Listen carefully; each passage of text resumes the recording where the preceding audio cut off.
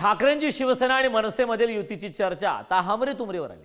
युतीबाबत आदित्य ठाकरे आणि उद्धव ठाकरे बोलत नाहीत तर त्यांचे चमचे बोलतात। मनसे नेते संदीप देशपांडे यांनी टीकास्त्र केली, तर राज आणि उद्धव ठाकरे हे दोन्ही बंधू युतीचा निर्णय घेणारच।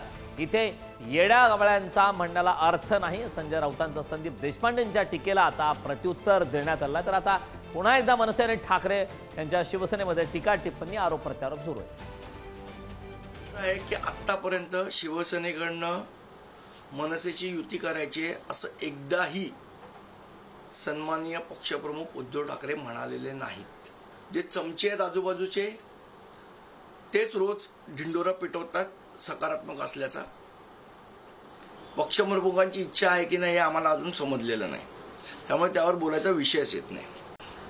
विश्वप्रवक्ते असं म्हणाले की आम्हाला प्रश्न कोणी विचारू नये, गल्लीवरनं दिल्लीपर्यंत प्रश्न विचारांनी आम्हाला सल्ले देऊ नये की आम्ही कोणाला प्रश्न विचारायचे आणि काय विचारायचे।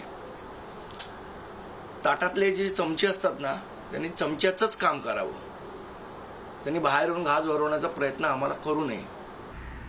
मी वारंवार सांगतो की उद्धव ठाकरे आणि राज ठाकरे हे दोन नेते किंवा भाऊच निर्णय घेतील,